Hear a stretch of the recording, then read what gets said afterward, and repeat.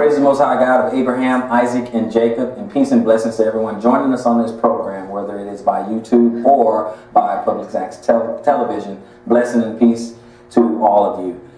Before we get started, let me remind you to have your Bible, pen, and paper, and follow along with us as we journey through the Bible to let you know what thus says the Lord. Today's lesson will be faith in action. Today's lesson is faith in action.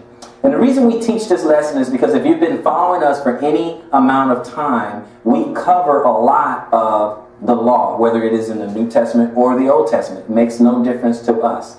And we haven't really delved deep into more of the spiritual things of faith. But I just want you to understand something. I don't want you to over-spiritualize what faith really is. Faith is merely the belief, and the belief in the truth. So a lot of people, they keep it vague. And it's ambiguous when they say, well, all you have to do is have faith. Well, faith in what? It's the faith in the truth. But faith is, in fact, an action word. People live and walk out their faith when you have true faith. That's a strong belief, but it is in the truth of the Word of God. So we're going to examine that today. We're going to understand exactly what faith is. Now, it has been used different ways in Scripture. But the primary way it is used is an action word. It is an action. Now, faith is a belief, but you can believe in a fairy tale. You can believe in a lie. And is that lie, will that lie save you, in other words? We believe in many things, but it doesn't mean it is true. So it's got to be faith in the truth and the truth of the word. So we're going to examine that real quick, and we're going to go to the book of faith, which is Hebrews. Now, let me go ahead and give you a heads up. We will be in and out of Hebrews this entire lesson, but we're going to go throughout the Bible. Remember how we do it. Here a little, there a little. So let's start in Hebrews 11, which is known as the faith chapter, and we're going to walk this thing down. Let's see what faith is all about. Hebrews chapter 11, and let's start in verse number 1. Hebrews 11, verse number 1. And my reader today is Brother Israel. And when you get there, Israel, go ahead and read. Now faith is the substance of things hoped for, the evidence of things not seen. Okay, now let's understand this, brothers and sisters. Now faith is the substance of things hoped for. Now you got to understand. You got to read carefully. Faith is the substance of things hoped for. The evidence, faith is the evidence of things not seen. Verse 2. For by it the elders obtain a good report. Okay, so by this very faith, this is how the elders obtained a good report. Now let's look at some of this report so we can understand exactly what this is. We're going to look at some of this report that the elders obtained. Let's go to Habakkuk. Let's go to Habakkuk 2. And we will pick it up in verse 1. Let's go to the Old Testament Habakkuk, and let's look at chapter 2, verse 1. And when you get there, Brother Israel, let the Bible speak. And I will stand upon my watch, and set me upon the tower, and I will watch to see what he will say unto me. And I shall answer when I am reproved. Okay, and what will the Lord say? And the Lord answered me and said, Write the vision and make it plain upon tables, that he may run that readeth it. Okay, so you got to run in this. Once they read it, once they know the truth, you have to run in it. He said run, or you can walk in it, but that means you have to do it. Okay, we're building upon this real quick. Verse 3. For the vision is yet for appointed time, but at the end of at the end of it, shall speak and not lie. And not lie. Go ahead. Though it tarry, wait for it. Because it will surely come, it will not tarry. It will not wait. Okay? This is the Lord. Once he says it, once he declares it, that is it. Take it to the bank. That is it. But we're talking about faith. Verse 4. Go ahead. Behold, his soul which is lifted up is not upright in him, but the just shall live by his faith. Wait. Time out. We're in Habakkuk. So why are we talking about faith in the Old Testament? That can't be. That doesn't make... No, read that again. I think Brother Israel messed up on that. Read verse 4 again. Go ahead. Behold, his soul which is lifted up is not upright in him, but the just shall live by his faith. but the just shall live by his faith. I thought that was just New Testament. No, brothers and sisters, faith is all over the Bible. They had faith back then too. It's not a new thing that just came up on the scene in the New Testament. Okay? The just shall live by faith. They believe. They believe in what the Lord said. The Lord said, I will do this. They believe it. The ones that were upright, of course. The Lord says, do this, don't do that. They believed it. Except the rebellious ones, of course. But we're talking about upright people. Those who were upright, they believed him and they did it. Let's go to Daniel 6. Let's go to Daniel 6. We want to look at a couple things here. We said that faith is an action word. So let's look at Daniel 6 and pick it up at verse 1. Daniel 6, verse 1. When you get there, we're going to let the Bible speak. Go ahead. It pleased Darius to set over the kingdom 120 princes, which should be over the whole kingdom. Okay. And over these 3 presidents, of whom Daniel was first, the princes might give accounts unto them, and the king should have no damage. Okay. Verse 3. Then this Daniel was preferred above the presidents and princes because of the excellent spirit was in him. Okay. And the king thought to set him over the whole realm. See, Daniel was an upright person. This is what we're talking about, the upright, the just. He was righteous. Okay, this is what we're talking about. And that's why he found favor in King Darius's kingdom. So go ahead, verse 4. Then the presidents and the princes sought to find occasion against Daniel. They're trying to find something bad. Go ahead. Concerning the kingdom. Okay. But they could not find none occasion for fault. Okay, they could not find, this guy did nothing wrong. Couldn't find anything. This is that they're coming up with a conspiracy. This is what they have. They have to conspire against him. Okay, to find anything on this guy. Go ahead. For as much as he was faithful, neither was there any error or fault found in him. He was faithful. Faithful. He was faithful. For as much as he was faithful, go ahead, neither what? Neither was there any error or fault found in him. The guy obeyed his God. It's plain and simple. Daniel obeyed his God. He lived by faith. It said he was faithful. He lived by faith. He obeyed his God. No one can find any problem with this guy. Okay? Verse 5. Let's go to verse 5. Go ahead. Then said these men, we shall not find any occasion against this Daniel, except we find it against him concerning the law of his God. Okay.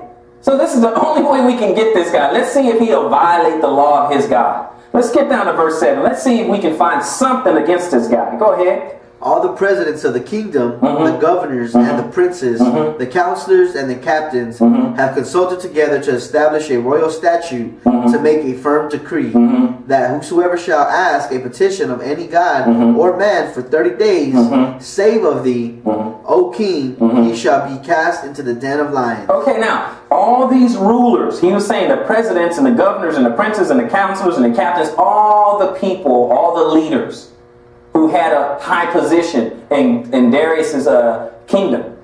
All these people conspired. They said, you know what, this is the only way we can get this guy. He's a faithful guy. We can find no fault in him. This is the only way we can do it. Let's come up with a law, a decree, that will cause him not to make a supplication or pray to his God for 30 days.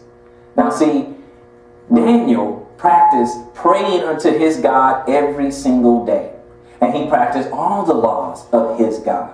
Because Israel had a religious autonomy in the kingdom. Even when they were in Babylon. Even when they were in captivity. They were always able to practice their own brand of worship. Daniel did that. That's what he did. But they said, you know what? Let's figure out a way to get him to violate that. But we know, first commandment, thou shalt have no other God before me. So we're not going to pray to any other God. Daniel, he's not going to pray to any other God. I don't care what you say. That's the attitude there. Skip down to what we just read, verse 7. Skip down. So they said if anyone violates this for 30 days, they will be cast in the lion's den. Skip down to verse 9. Wherefore King Darius signed the writing and the decree. Okay, so King Darius, he agreed to it. Verse 10. Now when Daniel knew that the writing was signed, he went into his house, and his windows, being open in the chamber toward Jerusalem, he kneeled upon his knees 3 times a day, and prayed, and gave thanks before his God, as he did aforetime. after he's been doing, that's what he did. He did that all the time. This was normal. This was as his custom was kind of thing. This is what he did all the time. I prayed to my Lord 3 times a day. That's how it is. It really got bad because they were in captivity. Okay? So because Daniel was around before the captivity, then was taken into captivity, and he was there. So he knew, hey, I need to pray to the Lord more so. So Daniel was not going to violate his law. He was not going to worship any other God before his God. And he was not going to stop worshiping the true and living God. Skip down to verse 19. No matter what law man puts into place. So that should be a lesson to you too, brothers and sisters. Then the king arose very early in the morning and went in haste unto the den of lions. Okay, so what you have to understand is that Daniel, we read that part where he prayed and everything. Then the captains had come running up and they say, hey, King Darius, didn't we make a decree saying that no one can worship the other gods, no other God, no other praying or anything like that except to you, O king? You know, O King Darius, live forever, a little butt kissing. And he said, well, didn't you make that law? And didn't we say that if they did that, if that was to be done, they were going to get tossed in the lion's den? And of course, Darius said, well, yeah, I signed it. He said, well, Daniel, the guy you like so much, he broke your law against you. And since it was a decree, Darius said, okay, fine, yeah, you got to throw him in a lion's den. So now we go up to this part. Let's go back to 19 again. He threw him in there. Now, he couldn't sleep. King Darius, he couldn't even sleep. He was like, oh, man, what have I done? Daniel, he's got thrown in there. And sleep left him. He didn't want people playing music. He couldn't sleep. He was up all night. Okay, verse 19. Go ahead and read that again. Then the kings arose very early in the morning and went to the haste unto the den of lions. Okay, so he went over to the den of lions real quick because he wanted to see what had happened. What did he say? Verse 20. And when he came to the den, he cried with a lamentable voice. He was sad. It just means he was sad. Go ahead. And the king spake and said to Daniel, O Daniel, servant of the living God, is thy God whom thou servest continually, able to deliver thee from the lions? Okay, so King Darius just said, hey, Daniel, was the Lord able to save you from these lions? What did he say? Go ahead. The Daniel unto the king, O king, live forever. Okay, so he says, then said Daniel unto the king, O king, live forever. That's just showing some respect. Okay, verse 22. My God hath sent his angel and has shut the lion's mouth, that they have not hurt me. Okay. For as much as before him innocency was found in me, and also before thee. Okay. O king, I have done no hurt. I have done no hurt. Verse 23. Then was the king exceedingly glad for him, and commanded that they should take Daniel up out of the den. So Daniel was taken up out of the den, and no manner of hurt was found on him. Okay. Because he believed in his God. Because he believed, so he had faith. He had faith. So faith was there. Even back then, brothers and sisters, we're going to go back up to Hebrews 11. But even back then, his faith was activated. He was still tossed in the den of lions. He was still tossed in there, but his faith, and the angels went there and stopped the lion's mouth. They could find no fault in this guy. He did nothing wrong. But he had faith. Join me back over in Hebrews 11. Now, we're going to examine this, but this time in Hebrews 11, we're going to pick it up at verse 3. Verse 3, Hebrews 11. When you get there, go ahead and read. Through faith we understand that the worlds were framed by the word of God. Yes. So that things which are seen were not made of things which do appear. So everything that we have right here in this life, brothers and sisters, everything came from the invisible, came from the spirit world. God is a spirit, okay? And he spoke and the worlds became. Everything, all the seen came from the unseen, and we believe that by faith, okay? Go ahead. Even when we have this idea in our mind, we have an idea for a house in our mind.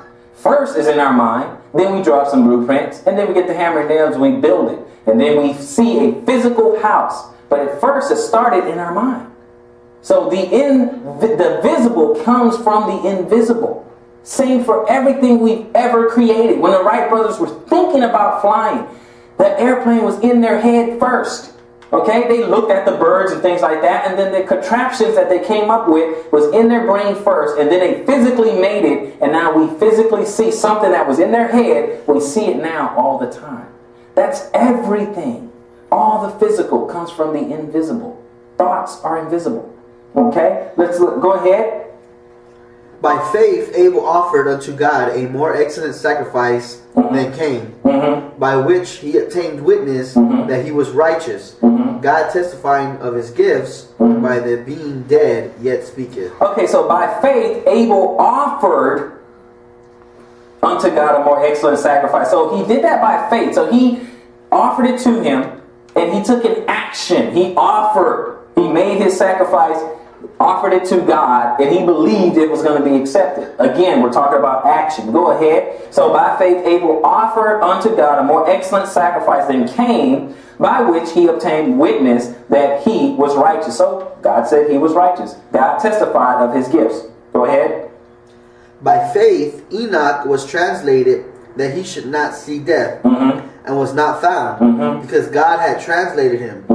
For before his translation, he had his testimony. Which was what? That he pleased God. Oh, that he pleased God. Okay, but go ahead, verse 6. But without faith, it is impossible to please him. Oh, yeah, so you have to have faith. You gotta have faith, and we're not talking about a George Michael song. You have got to have faith to please God. Okay? So, but without faith, it is impossible to please him. Go ahead. But without faith, it is impossible to please him. For he that cometh to God must believe that he is, and that he is a rewarder of them that diligently seek him. You know how you diligently seek him? Through his word. You're looking for God. Look through the pages of the Bible, and you'll find God. That's how you diligently seek him. You want to hear his word. You must believe he is. Okay? And verse 7, go ahead.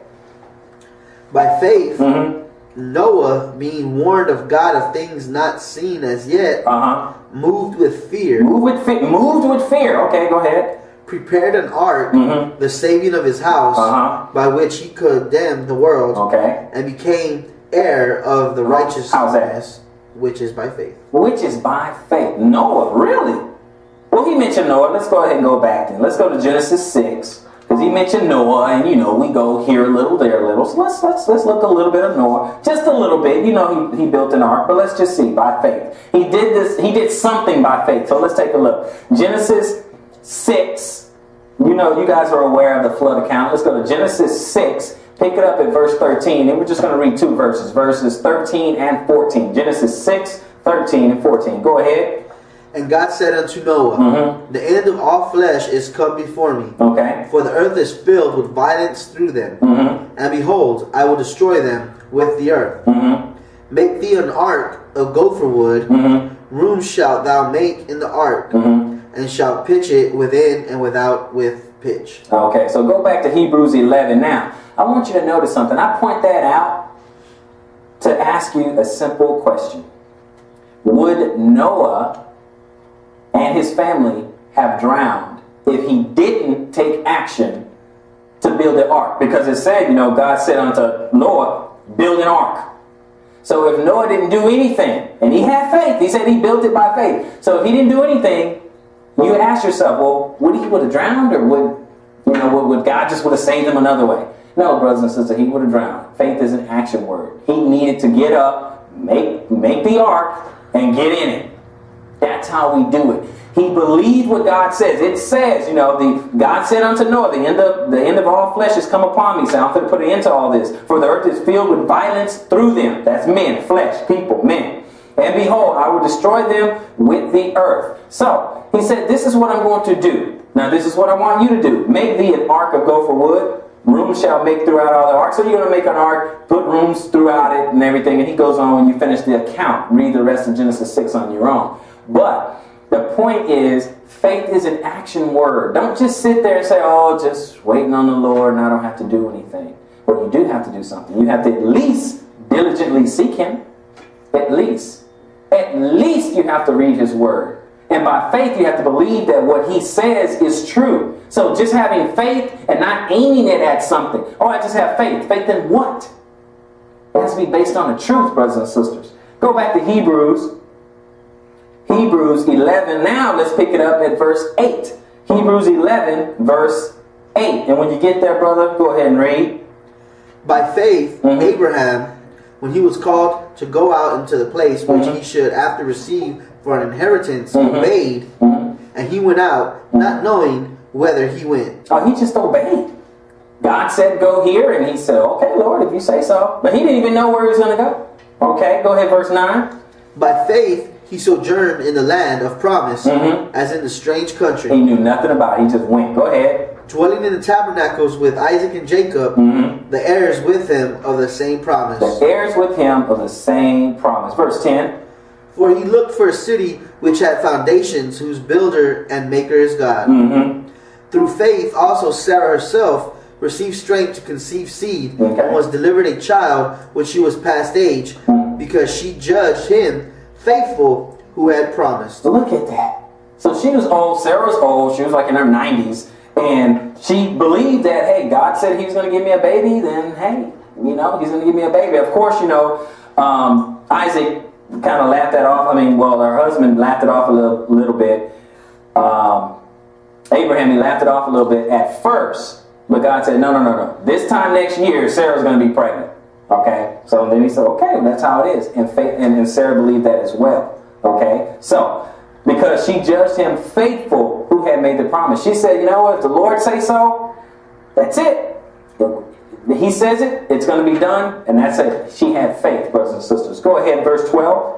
Therefore sprang there even of one, and him as good as dead, so many as the stars of the sky in the multitude, and the sand which is by the sea shore, innumerable. Innumerable. See, that's what he's talking about. He was saying that, Abraham, look, you're about to have a son, okay, which is, Isaac and everything. And I'm gonna tell you, you're gonna have so many people in your lineage. You may number them as a sand on the beaches, as a sand in the sea. Okay, that's how many you're going to have. Because we all know Isaac had Jacob. Jacob had the 12. And now we're all over the world.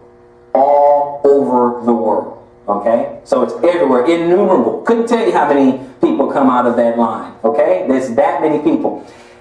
Let's go to verse 13. Go ahead. Then all died in faith. These all died in faith, not having received the promises, but have seen them afar off, and were persuaded of them, and embraced them, and confessed that they were strangers and pilgrims on the earth. Now, see, on a side note, we're going to learn something on the way to learn something here, brothers and sisters. On a side note, is that these all died in faith. All these people that he just mentioned before, they all died in faith, not receiving the promise. See, a lot of people, they don't even know what the promise is.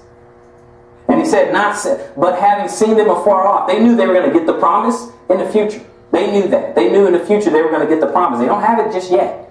Okay? But when you look in the account when God promised things to Abraham, he said, come on over here. And he looked out over the earth and he looked out over the land and he showed them, okay, I'm going to give you all these things. See, the promise is going to be here on the earth.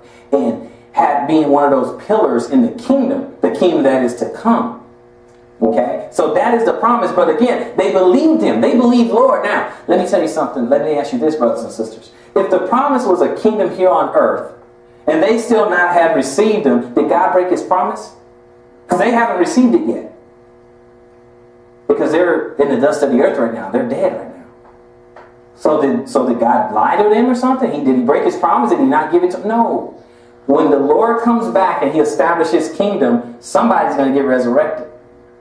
That is the promise, brothers and sisters. That is the promise. So you learn something on the way of learning something. Verse 14. For they that say such things declare plainly that they seek a country. What? That they seek a country. So now we see what the promise is. Okay, no problem. Now you got it. Verse 15. And truly, if they had been mindful of that country from whence they came out, they might have had opportunity to have returned. Okay, 16. But now they desire a better country. A better country, okay. Physical. Now it says a better heaven.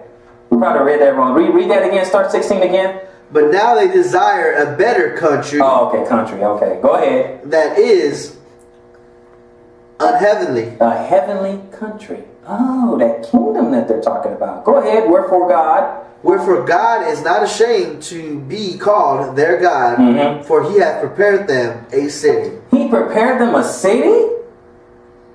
But see, the point is, they believed this by faith. They understood this by faith. This lesson isn't about heaven being on earth, but we know that when you've been walking in the truth, you know that because it's all over the Bible. I don't know how you miss it. But, for he had prepared them a city. Okay, verse 17.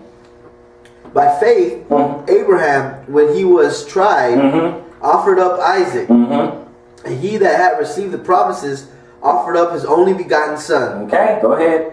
Of whom it was said, that in Isaac shall thy seed be called. Okay, go ahead, 19. Accounting that God was able to raise him up, even from the dead, from whence also he received him in a figure. Okay, so he saw the form of God. Abraham, he saw God. He saw the form of God. He saw him in a figure. And these promises were made to Abraham. And he believed it. He lived his life believing that, but he obeyed it. He walked in it. He walked in the truth. That is having faith. You got to walk in it. First, I encourage you to get the truth. Then, believe it and walk in it. And then you have faith. That's all it is. Faith is an action word, brothers and sisters. It's an action and it's a conviction. And people with true faith, when they understand that they may be tried, you may be persecuted, you may be tempted, and you overcome that. Okay? These are the people who have the courage of their convictions, brothers and sisters. Let's look at a couple of people who had the courage of their convictions. We're going to go back to Daniel 3, and we're going to look at Hananiah, Mishael, and Azariah. And we're going to see a couple of a prime example of someone having the courage of their convictions. Go to Daniel 3, and we'll pick it up at verse 1. Old Testament, Daniel 3, pick it up, verse 1. Let the Bible speak. Go ahead. Nebuchadnezzar the king made an image of gold, whose height was 70 cubits, and the breadth therefore 6 cubits. Okay. And he set it up on the plain of Dura in the province of Babylon. Okay, skip down to verse 4. Then a herald cried out aloud, to you it is commanded, O people, nations, and languages. So everybody, go ahead, verse 5. That at what time ye hear the sound of the cornet, flute, harp, sackbut, psaltery, dulcimer, and all the kinds of music, all the instruments, go ahead, ye fall down and worship the golden image that Nebuchadnezzar the king hath set up. So everybody was commanded to kneel down and worship this image that Nebuchadnezzar the king set up when they start hearing the music. When the music plays, bow down. Go ahead, verse 6. And whoso falleth not down and worship shall the same hour be cast into the midst of a burning fire furnace. Okay, if you don't bow down and worship this image when this music start playing, you're going to die. You're going to be thrown in a fiery furnace. Skip down to verse 12. Go ahead. There are certain Jews whom thou hast set over the affairs of the province of Babylon. Okay, these are all his captains, okay? These are all his captains and stuff coming back. They're basically tattling, okay? Certain Jews, people, these Jews you seem to like so much, they're not obeying you, O King Nebuchadnezzar. They're not listening to what you say. The music's playing, they're not bowing down. Go ahead. Shadrach, Meshach, and Abednego. Okay, he was saying, so there are certain Jews whom thou hast set over the affairs of the province of Babylon. He said, you respect these people. Shadrach, Meshach, and Abednego. These men, go ahead. O king, have not regarded thee. They have served not thy gods, nor worshipped the golden image which thou hast set up. So they're tattling. Go ahead, verse 13. Then Nebuchadnezzar, in his rage and fury, commanded to bring Shadrach, Meshach, and Abednego. Then they brought these men before the king. Okay, so Nebuchadnezzar, he's not like King Darius. Nebuchadnezzar, he was upset. What do you mean you're not going to worship the image that I put out there?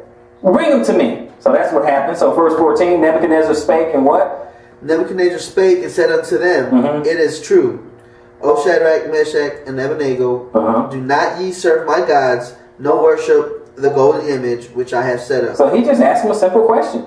He said, okay, hold on. Shadrach, Meshach, Abednego, do not you serve my gods? Why aren't you not serving my gods, nor worship the golden image which I set up? He asked him a question. You're not doing this? Am I hearing this correctly? Verse 15. Now if ye be ready, that at this time ye hear the sound of the cornet, flute, harp, sackbut, psaltery, and dulcimer, and all kinds of music, Okay. ye fall down and worship the image which I have made.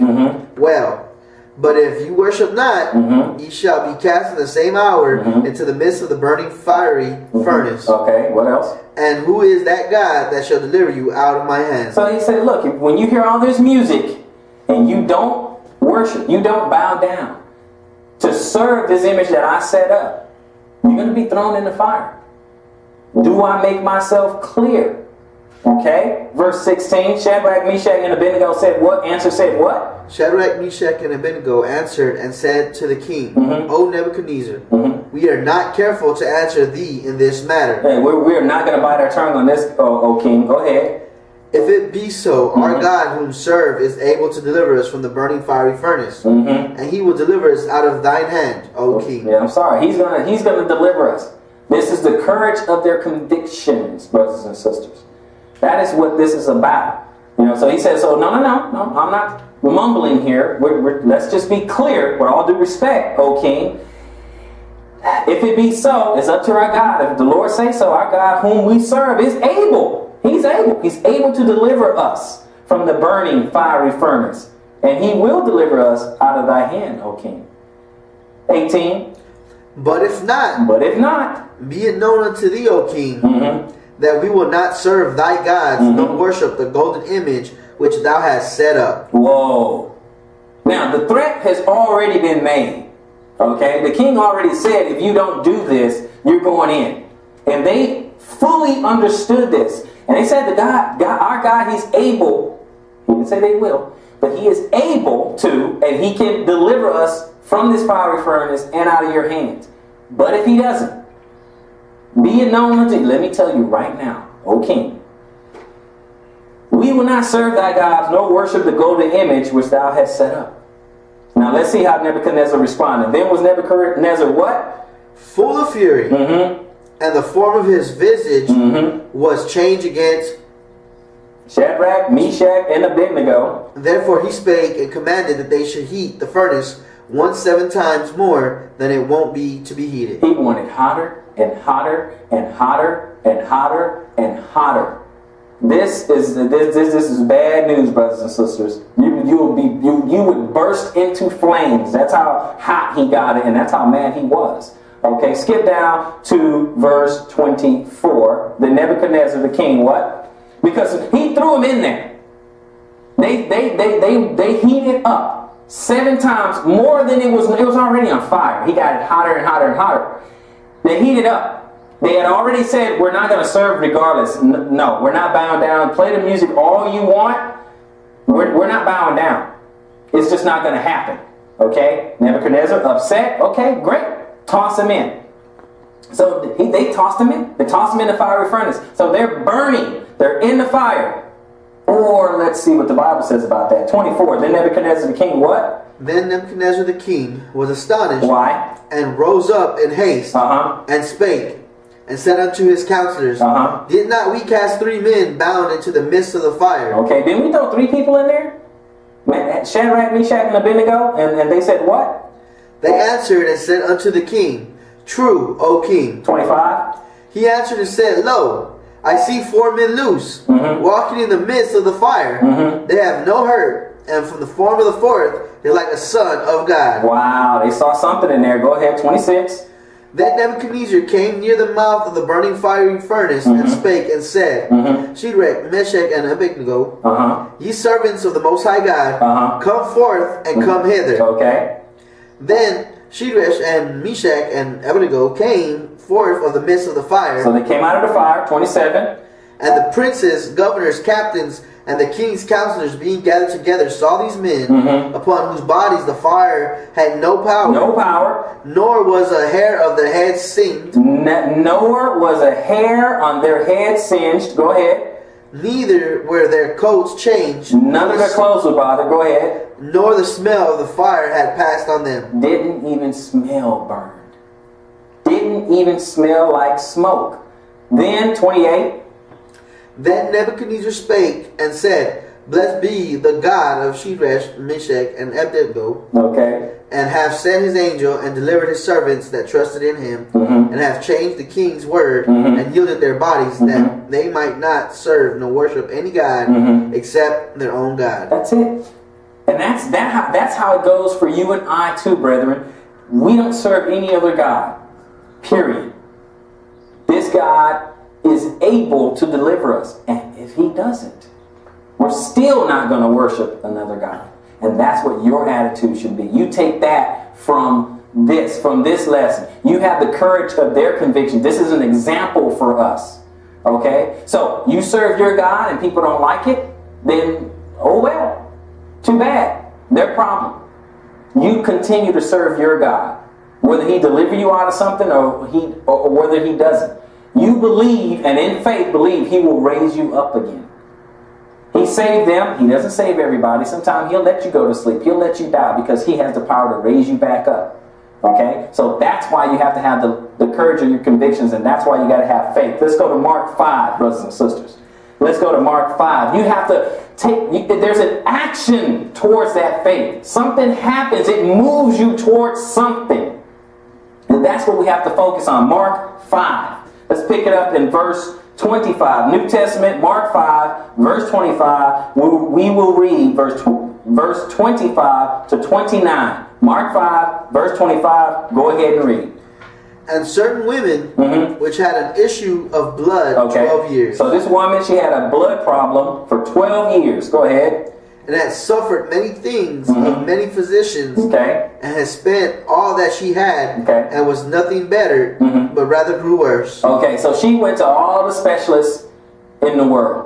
She went to everybody. I don't care if it was Doogie Howser or House.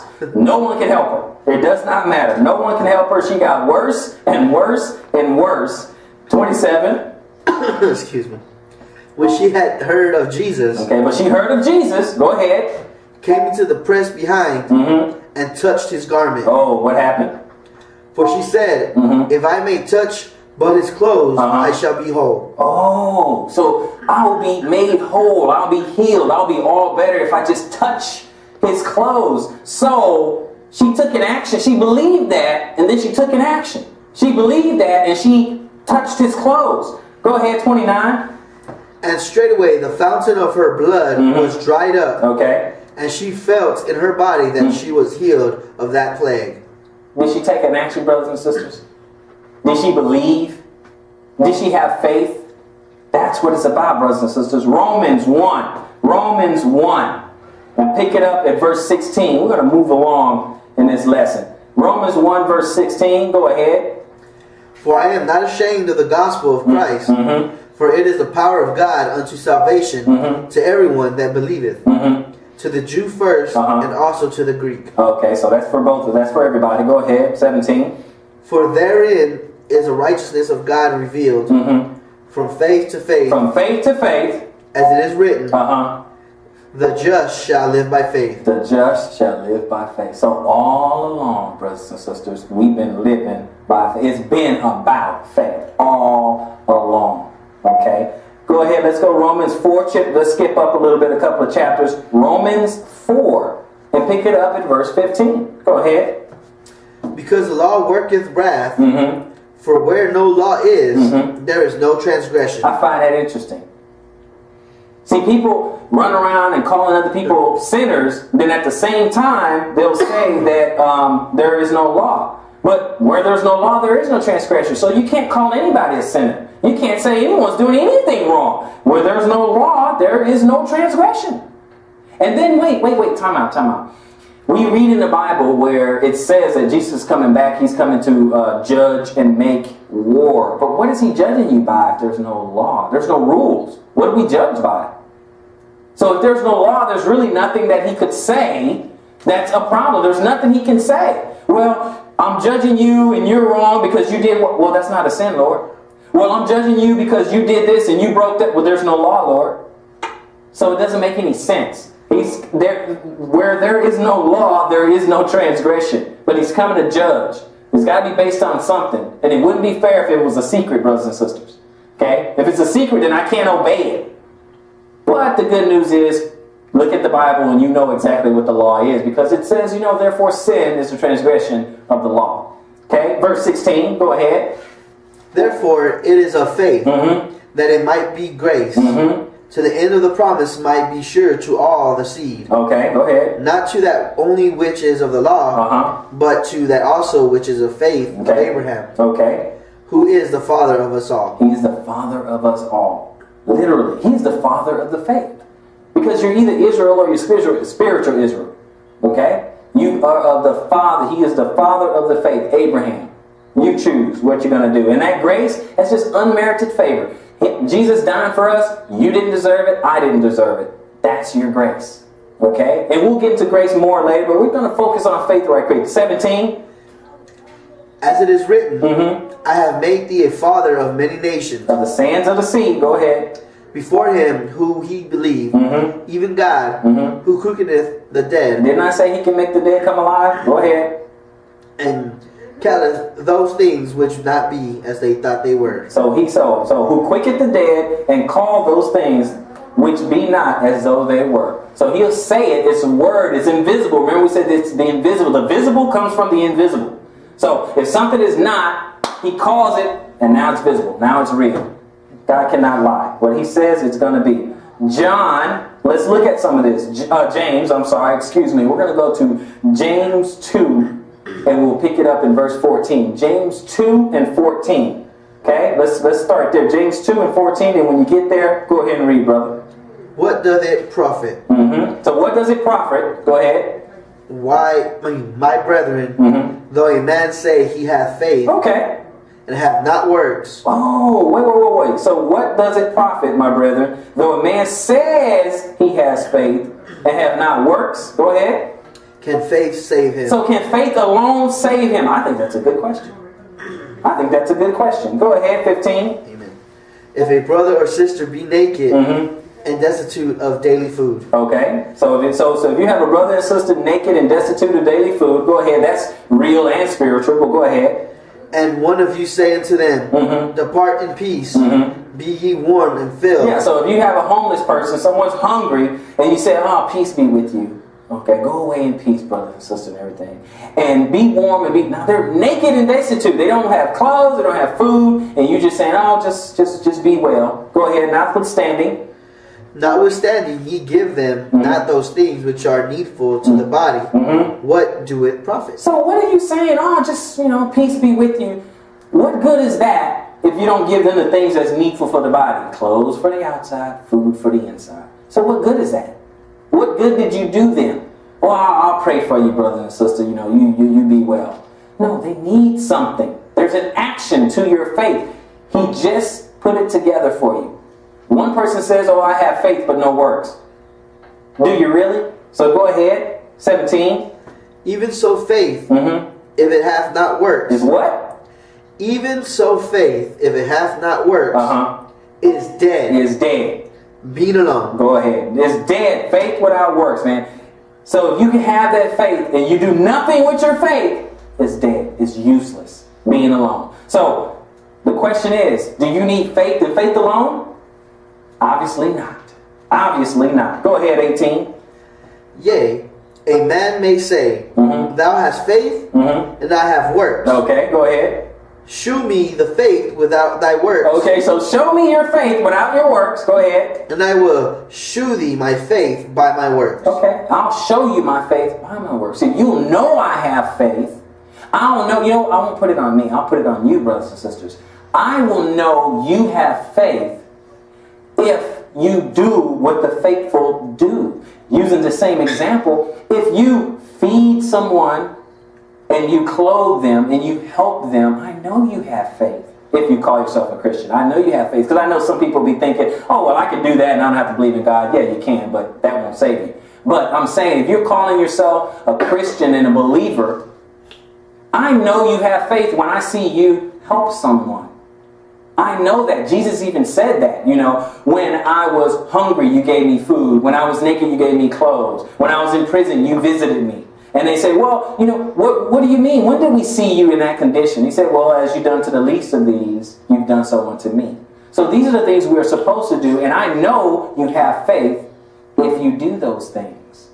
That's what it's about, brothers and sisters. So, 19, it says, thou believest that, 18. Yeah, a man may say, thou hast faith, and I have works.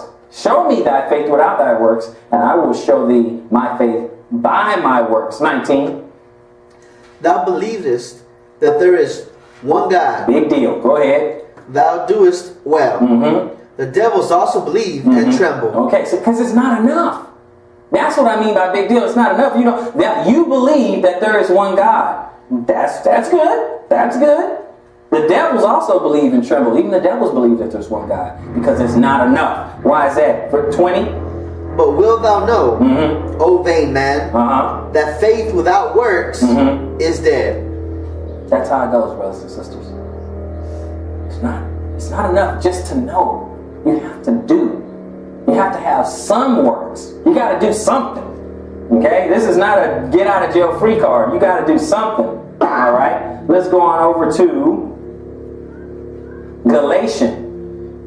I'm going to go to Galatians 3, and then we'll finish up in Hebrews. Galatians 3, pick it up at verse 7. Galatians 3, verse 7. When you get there, brother Israel, go ahead and read. Know ye therefore that they which are of faith, the same are the children of Abraham. So if you're of faith, you're from Abraham, because he's the father of our faith. So if you have faith, you are from Abraham. Go ahead. And the scripture foreseeing that God would justify the heathen through faith. So the other nations, he would justify them through faith because they believe. So I said you're either Israel or you're spiritual Israel. You're a biological Israel or you're spiritual Israel with the faith of Abraham. So we have that, and the scripture foreseeing that God would justify the heathen or the other nation through faith. Go ahead. Preach before the gospel unto Abraham, saying, in thee shall all nations be blessed. Okay, through Abraham shall all nations be blessed. Read verse 9. So then they which be faith are blessed with faithful Abraham. See, so Abraham was full of faith. Okay, so all the nations will be blessed because of the faith in Abraham. But Abraham believed the truth. He believed in a true and living God, and he believed in the promises. So if you believe in those things, you will be blessed in Abraham. And also Abraham took action. He obeyed. He was an obedient servant of God. So we have to do those things and believe in the truth of the word of God. Let's finish up in Hebrews. We're back in Hebrews 11, and we will pick it up at verse 30. Hebrews 11, and we're going to wrap it up in verse 30. When you get there, brother, go ahead and read. Let the Bible speak. By faith, the walls of Jericho fell down after they were compassed about 7 days. They did not hit that wall. They circled that wall 7 days. They did not touch that wall. So they did this by faith. What else? By faith, the harlot Rahab perished not with them that believed not when she had received the spies with peace. Rahab, go ahead in the book of Joshua, and you'll see that Rahab helped Joshua. And she believed. She was like, you know what? I believe in you guys, and the God you guys serve is the real deal, so I'm going to help you out. He said, okay. And Joshua said, okay, you help us out, we'll spare you. You won't get killed when we take this over. Go ahead. And what shall I more say?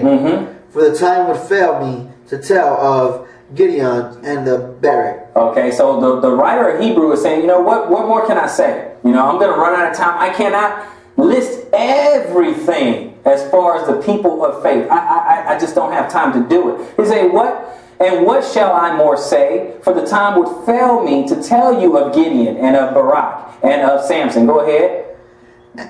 Oh, and of Jephthah. And of David also, and Samuel, and of the prophets. Go ahead.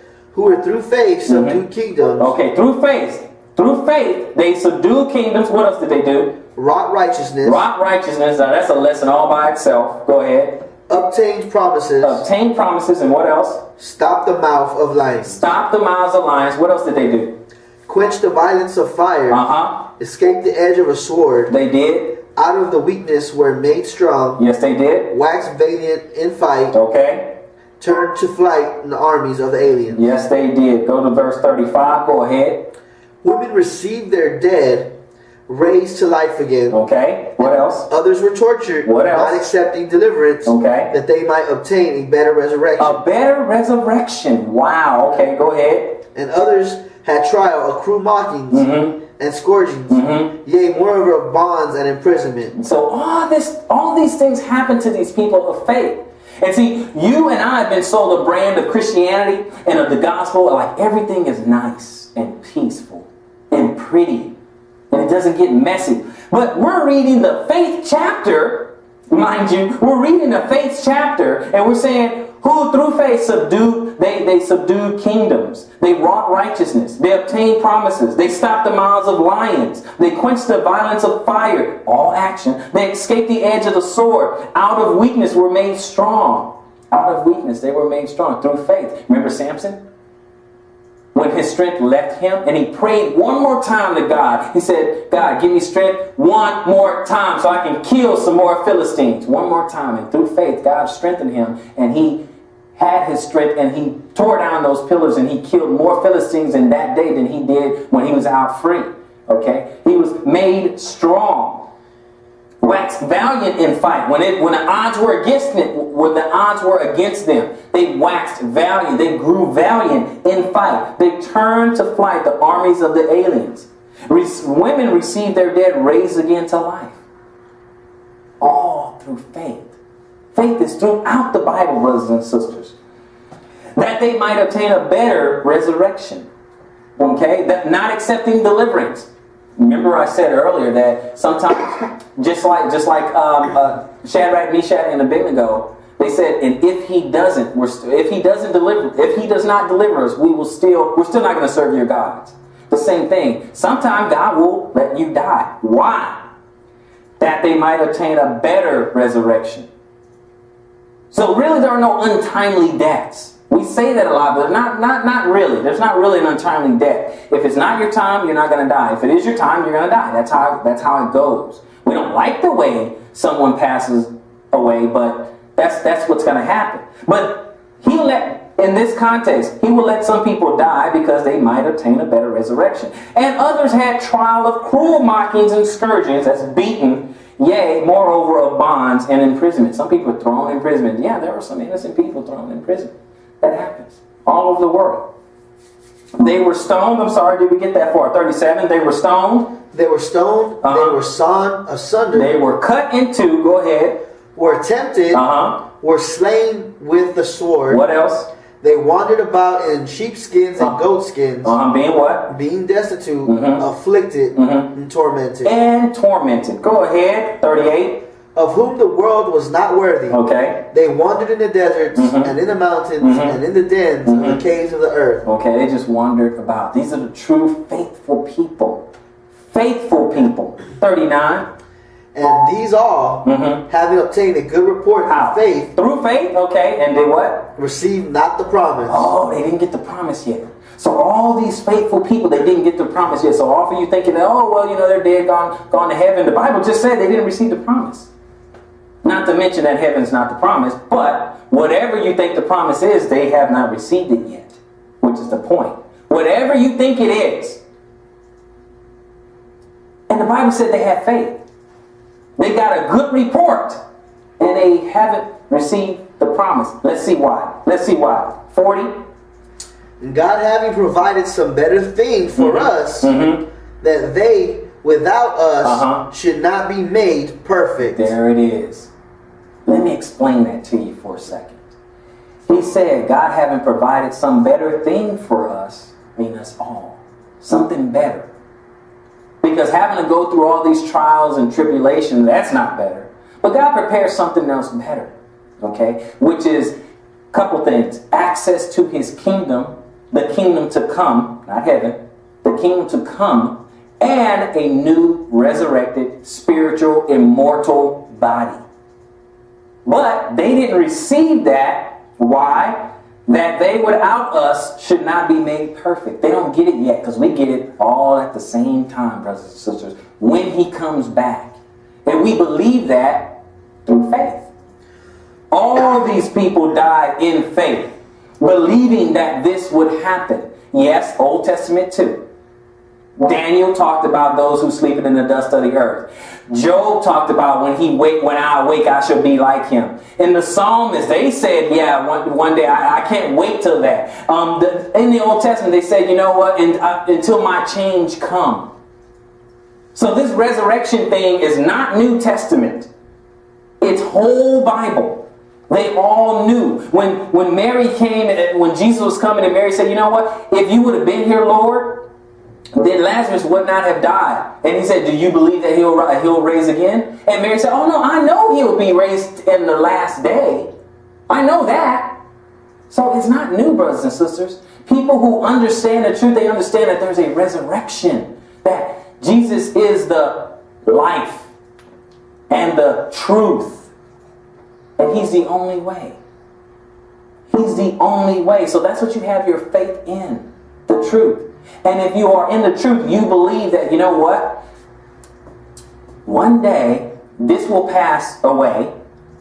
And me believing in my God and walking in his word, walking in the truth, and maintaining that faith, he'll raise me up one day. And if I am worthy, I will have access into the kingdom. Then when I am made perfect, that's when Paul says, behold, I show you a mystery, that we should not all sleep, but we will all be changed. These are the things that we're talking about. It's important to know the truth. And once you have it, you hold fast to it. And you believe, that is your faith, you believe that what he says will come to pass. It will happen, brothers and sisters. It will happen. But you got to believe. You have to believe that. Now, if you've been following our program, you know that we talk about, the law and things of that nature. Yes, that is true. You need both. Just like I will not cast aside the law, I'm not going to cast aside faith. Even James said, will faith alone, if that's it, being alone, will that save him? A man said have faith, will that save him? Because you can have faith in anything. You can have faith in Confucius. You can have faith in Buddha. You can have faith in anything. Some people believe in evolution. That explains everything. So you have to have faith, but you have to have faith in the truth. And that's why I said, Jesus said, I'm the way, the truth, and the life. Life, resurrection. I'm the way, the truth, and the life. That's how you get it. And you cannot bad that like Muslims. They buy that God is one God. All it is, you just praise Allah and all that. Well, Jesus said, no one goes up to the Father except through me. So you got to go through Jesus. You cannot get around that. You have to go through Jesus. It says there's no other name given under heaven by which we shall be saved. So believing is not enough. It's believing in the truth. That is your faith. And then walking in it. This is about faith. Everything we ran down to you, brothers and sisters, they did it in action. They believed it and they took action and they stood firm. And so you have to do the same. So do I. Now, I hope this had a blessing to your life. And I hope you got some understanding in Jesus' name. Until next time, join us on the fountainofisrael.com to look at other lessons. And if you have any questions, you just email us at info@fountainofisrael.com. And until next time, I'm Robert. God bless.